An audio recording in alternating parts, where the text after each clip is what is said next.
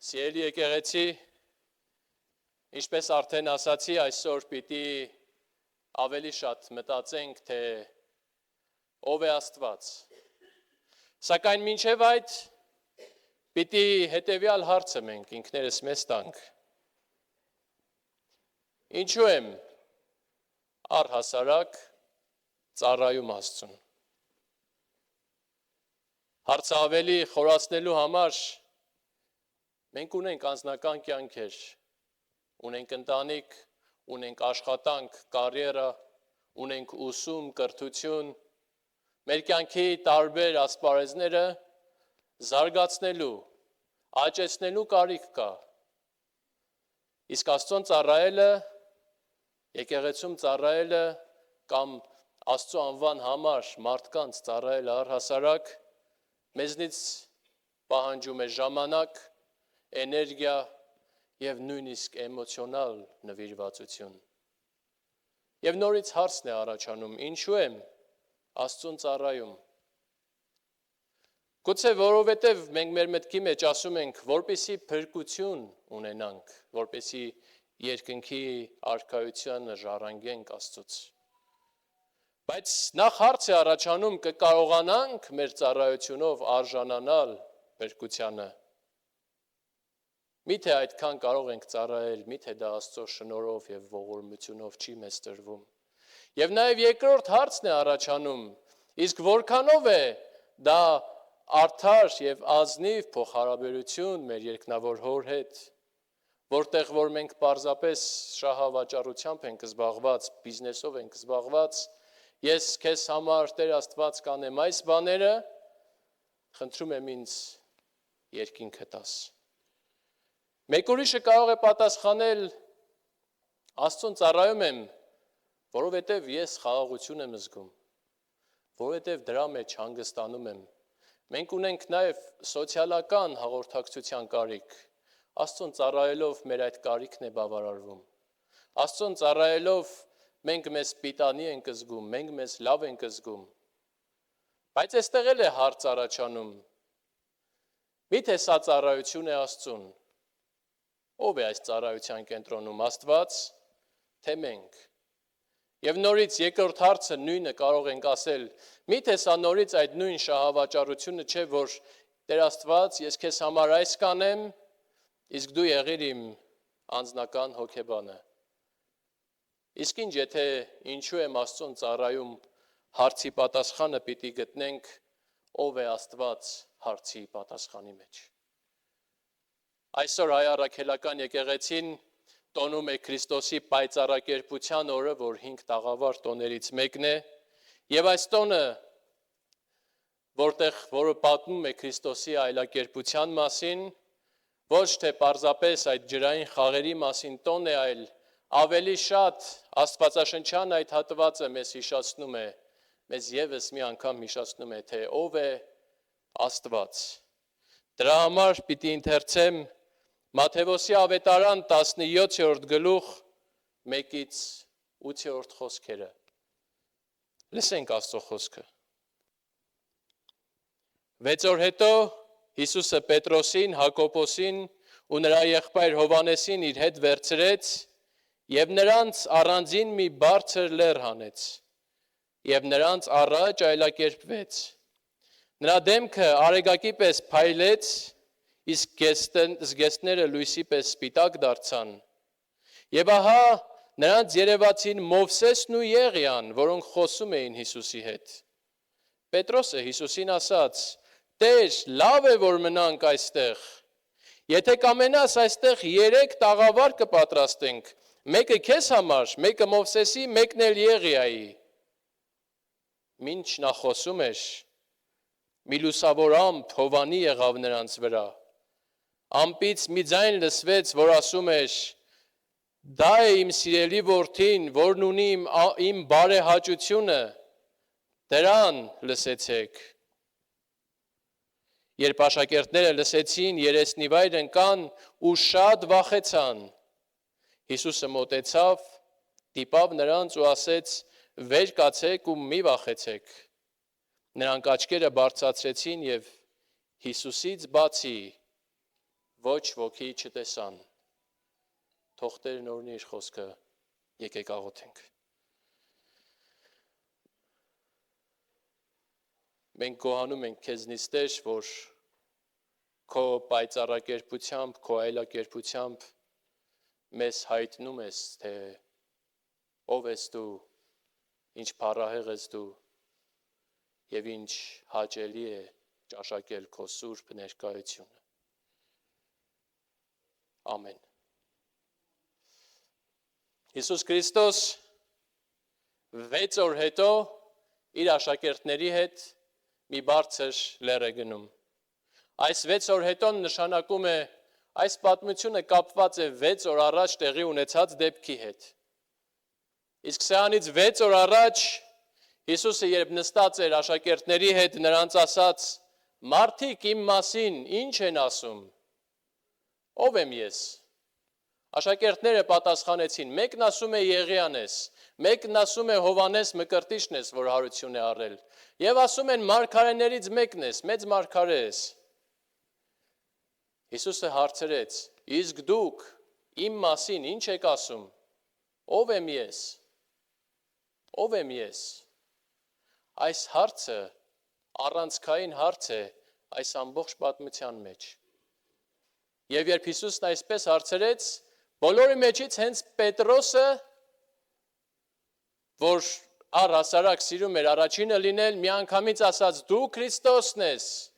կենդանի Աստծո որդին։ Եվ Հիսուսը այս պատասխանը գովեց։ Սա ամբողջական պատմությունը չէ,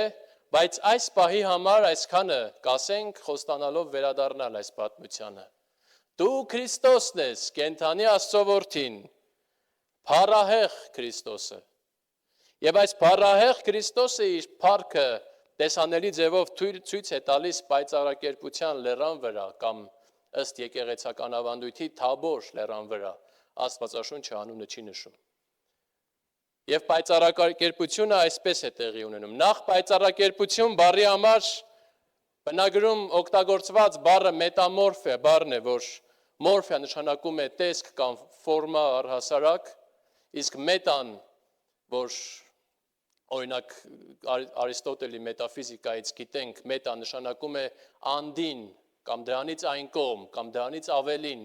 բայց այս բառը նշանակում է նաև խորք։ Այսինքն այս բառի սլակը երկու ուղղություն ունի, դրանից դեպի դուրս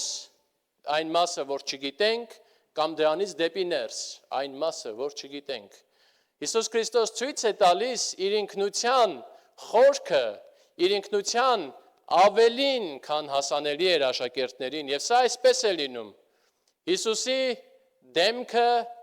փայլում է։ Այս դեպքը, այս դրվագը մեզ տեղափոխում է դեպի Սինալեր, երբ Մովսեսը ցած էր իջնում Սինալերից, նրա դեմքը եւս փայլում էր։ Եվ այս դեմքի փայլելը նշանակում է Աստծո ներկայությունը։ Մովսեսը իջնում էր Սինալերից եւ նրա դեմքը փայլում էր, որովհետեւ նա տեսել էր, ներողություն չէր տեսել, նա զգացել էր Աստծո ներկայությունը։ Նա վայելել էր Աստծո ներկայությունը, նրա դեմքը արտացոլում էր Աստծո ներկայությունը։ Հիսուսի դեմքի փայլելը նույնն է, միայն մի տարբերությամբ Հիսուսը չէր արտացոլում, դա իր ինքնությունից բխող փայլ էր։ Նրա հանդերձները ճերմակ են դառնում, որ նորից Քրիստոսի մաքրությունն է խորհրդանշում, անմեղությունն է խորհրդանշում, եւ նրա կողքին հայտնվում են Մովսեսը եւ Եղիան։ 5 տակարանյան երկու կարևոր առանցքային կերպարներ։ Առհասարակ, երբ որ ավետարաններում հանդիպում ենք օրենքը եւ մարգարեությունները, սա նշանակում է ամբողջ 5 տակարանը։ Եվ Մովսեսն ու Եղիան, Մովսեսը խորհրդանշում էր օրենքը կամ Թորան, իսկ Եղիան որպես մեծ մարգարե խորհրդանշում էր մարգարեությունները։ Այս դրվագով ավետարանիչը կարծես ասում է օրենքը եւ մարգարեությունները կամ 5 տակարանը խոսում է Հիսուսի հետ, համահունչ է Հիսուսի հետ։ Ահա Քրիստոսի փառքը, որ երևաց աշակերտներին, ահա Քրիստոսի մեծությունը, Աստվածային ինքնությունը, որ նրանից փայլատակում էր Աստծո ներկայությունը, մաքրությունը, համահունչությունը բոլոր այն սուրբ գրությունների հետ, լեռան գագաթին մի փառահեղ տեսարան, ինչ փառահեղ է Աստված, կասեին Պետրոսը, Հակոբոսը եւ Հովանեսը, որոնք այդ ժամանակ Հիսուսի հետ էին։ Եվ Պետրոսը այդպես էլ ասում է, մեզ համար լավ է այստեղ տաղավարներ պատրաստենք, այստեղ բնակվենք, իսկ տաղավարները նորից Աստծո ներկայության ուրեմն խորհրդանիշներն էին, որոնք որ օրինակ Սինա ներողություն անապատում հрьяաները իրենց այդ տաղավար վրան էին տանում տաճարին որպես նախատիպ եւ այդ վրանի մեջ Աստծո ներկայությունն էին հավատում, որ կա։ Ամեն ինչ լավ է։ Հանկարծ երկնքից ամպ է գալիս նրանց ծածկում եւ Աստծո ձայնն է հնչում։ Հայր Աստծո ձայնն է հնչում։ Ասարսուր ձայն, որ բոլորը գետնին են ընկնում եւ խոնարհվում։ Ձայն, որ կրկնում է այն նույն նախադասությունը, որ հնչել էր ուրեմն Քրիստոսի մկրտության ժամանակ։ Սա է իմ սիրելի որդին, որ ունի իմ ամբողջ բարեհաճությունը։ Եվ ավելացնում եւս մի բառ. լսեցեք նրան։ Իսկ պատմության ամենավերջում, երբ Հիսուս մոտենում է եւ մխիթարում Հիսուսին, աշակերտներին ներողություն, նրանք իրենց աչքերը բարձրացնում են եւ բնագիրը, եթե բառացի թարգմանենք, այսպես կլինի. եւ բարձրացնելով իրենց աչքերը, ոչ ոքի չտեսան, եթե ոչ նրան, միայն Հիսուսին։ Մովսեսը եւ Եղիան կամ օրենքն ու մարգարեությունները, որոնք որ իրենց կարևոր առաքելությունը արել էին, այլևս ներկա չէին, Հիսուսն էր ներկա։ Եվ երկնքից ձայնն էլ, որպես սլակ ցույց էր տալիս Հիսուսին եւ ասում. նրան լսեցեք։ Նրան լսեցեք։ Բայց Հիսուսը կարծես ոչինչ չի խոսում։ Այս ամբողջ տեքստի մեջ Մովսեսն ու Եղիան խոսում են Հիսուսի հետ։ Նրանք խոսում են։ Պետրոսը խոսում է։ Երկնքից ձայնը, Աստծո ձայնը, Հայր Աստծո ձայնը խոսում է, բայց Հիսուսը լուռ է։ Կամ գոնե նրա ձայները գրված չեն։ Ինչ էր ասել Հիսուսը, որը պիտի լսեին։ Կամ ուրիշ ձևակերպենք, ինչ էր ասել Հիսուսը, որը չէին ուզում լսել։ Այդ ինչ ասելիք ուներ Հիսուսը, որ աշակերտները դժվարությամբ էին ընդունում։ Եկեք նորից վերադառնանք 6 օր առաջ տեղի ունեցած դեպքին։ Երբ Պետրոսը հայտարարեց, որ դու Քրիստոսն ես, կենդանի Աստծո որդին, եւ Հիսուս գովեց այս խոսքերը, հետո 21-րդ համարում այսպես ասեց. Դրանից հետո Հիսուսը սկսեց հայտնել աշակերտներին, որ ինքը պետք է Երուսաղեմ գնա, ծերերից, քահանայապետերից, դպիրներից շատ չարչարանք կրի, սպանվի ու երրորդ օրը հարություն առնի։ Պետրոսը նրան մի կողմ տանելով սկսեց հանդիմանել ու ասաց. «Քավ լիցի Տեր, թող քեզ այդպիսի բան չպատահի»։ Եվ դարձավ Հիսուսը Պետրոսին ու ասաց. «Հետևս գնա սատանա, դու ինձ համար գայթակղություն ես»։ Ինչ էր ասել Հիսուսը, որ չէին լսել։ Բոլոր սինոպտիկ ավետարանները, Մատթեոս, Մարկոս եւ Ղուկասի ավետարանները այլակերպության լեռան սկզբում եւ վերջում դնում են նույն դրվագը։ Հիսուս խոսում է իր մահվան եւ հարության մասին։ Ցած իջնելուց հետո էլ 17-րդ համարի 22 եւ 23-րդ համարներում Հիսուս նորից խոսում է իր մահվան եւ հարության մասին։ Այլ բառերով ասած, Հիսուս Քրիստոս իր ինքնության ավելի մեծ մասն էր ուզում ցույց տալ, որ աշակերտները չէին ուզում տեսնել։ Այդ ինքնությունը ավելի հստակ երևում է ոչ թե Թաբոր, այլ Գողգոթա լեռան գագաթին։ Երկու լեռներ, Թաբոր եւ Գողգոթա։ Երկու միանման լեռներ։ Այս երկու լեռների վրա էլ կա խորը տառապանք։ Առաջին լեռում, Թաբորում այս տառապանքը կա, քանի որ Հիսուս պատրաստվում է այդ չարչարանքի ընթացքին գնալ, որովհետև այդ լեռից պիտի ցած իջներ, որովհետև այդ լեռից պիտի բոլորով ցած իջնեին եւ գնային դեպի Գողգոթա, իսկ Գողգոթայում խաչի, մերժվածության եւ այդ ամեն ինչի տառապանքը կար։ Այս երկու լեռների վրա էլ կա մեծ սեր, արտացոլում է Աստծո մեծ սերը։ Առաջին լեռան վրա սեր ուղված աշակերտներին, ում Հիսուսը պատրաստում է այն ճանապարհին, որով պիտի անցնեն խաչի ճանապարհին։ Իսկ երկրորդ լեռան վրա այդ սերը տարածվում է կամ տեսանելի է դառնում ամբողջ մարդկության վրա, այն փրկագինը, որ Աստված տվեց մարդկության փրկության համար։ Առաջին երկու լեռան վրա էլ կա փրկություն, առաջինում փրկության նախապատրաստություն, որտեղ ասվում է միայն այս փառահեղությունը չէ, որ պիտի տեսնեք, այլ նաև այս փառքից Աստված այցելելով մեզ փրկության է առաջնորդում, իսկ երկրորդ լեռան վրա Հիսուս հայտարարեց, կատարվեց, փրկությունը կատարվեց, եւ երկու լեռան վրա էլ հստակ երևում է Քրիստոսի փառքը։ Առաջին լեռան վրա այն ընդունելի բաժինը, որ Հիսուս Քրիստոս փառահեղ ձևով, իր ճերմակ հանդերձներով, հին կտակարանի հետ համահունչ ձևով, երկնքից ձայնը ահազդու ձևով հայտարարում է նրա փառքի մասին։ Երկրորդ լեռան վրա այդ փառքի խորությունն է երևում։ Քրիստոսի ով լինելն է երևում։ Այդ փառքը, որ ոչ թե պարզապես ուժ բանեցնելու կարողությունը ցույց տվեց, այլ այն փառքը, որը որ Աստված ինքը գնաց դեպի խաչի ճանապարհը,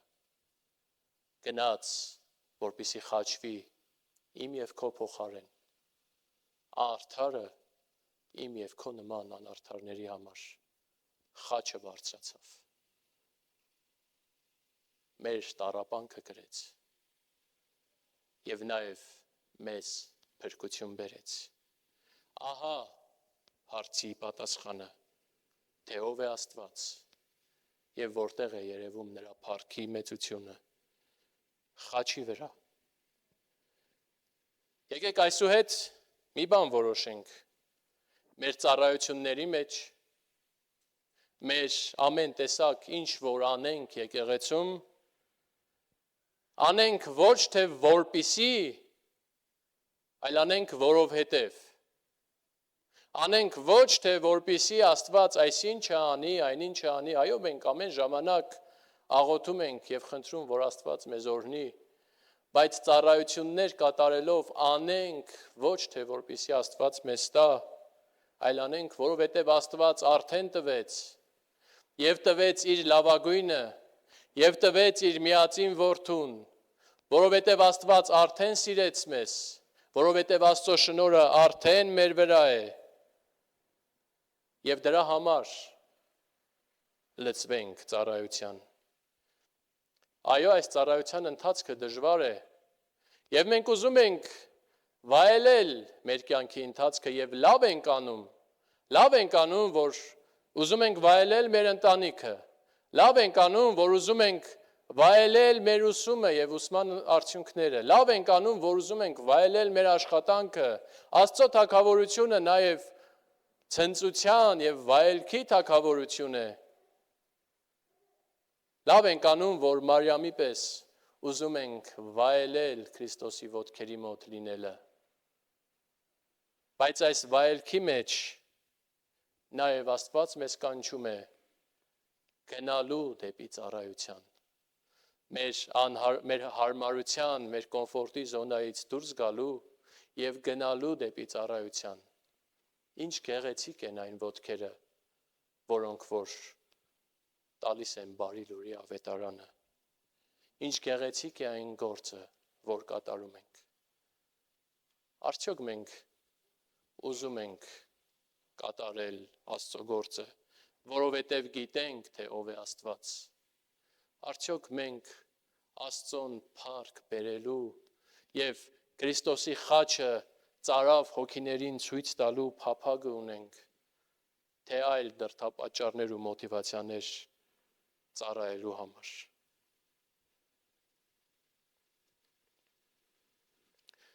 Հիսուս Քրիստոս մի ուրիշ փոխաբերություն է բերում Մատթեոսի ավետարանում, ասելով. Ինձ մոտ եկեք բոլոր հոգնածներ եւ բեռնավորվածներ եւ ես ձեզ հանգիստ կտամ,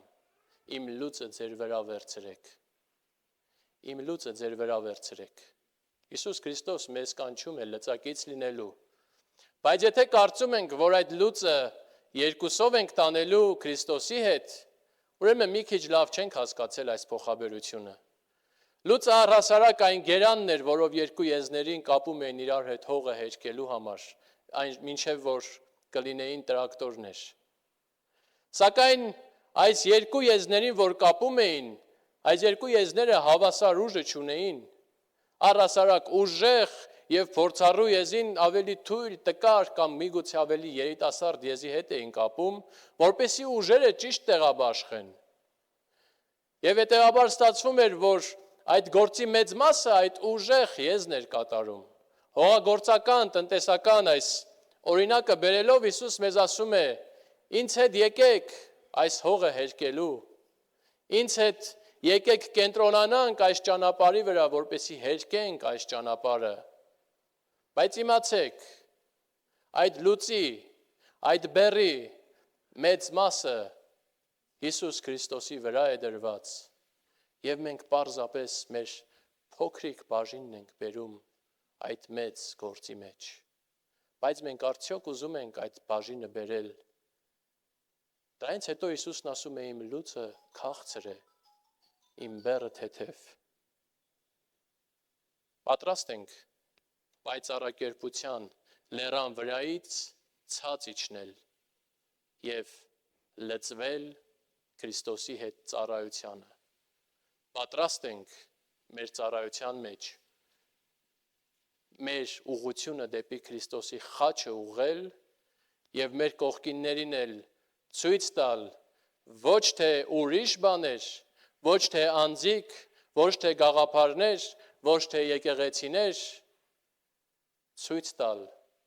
Քրիստոսի խաչը։ Պատրաստ ենք, թե ոչ։ Ընտրությունը մերն է եւ որևէ մեկը մեզ չի ստիպում։ Եկեք աղոթենք։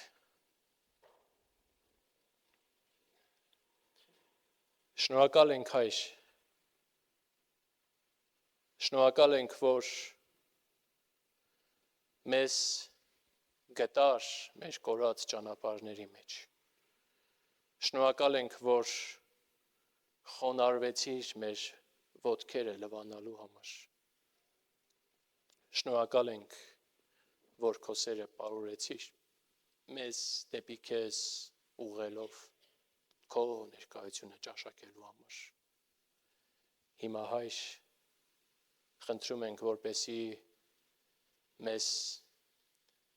մեր տեղերում անհանգիստ անես քո թագավորության բարի լուրը հռչակելու համար։ Մեզ ուղարկես ծառայելու հավատքով, որ իրոք բարի ես դու, իրոք քեզ ենք ծառայում որպես բարի ողորմած մեր Հայր։ Ամեն։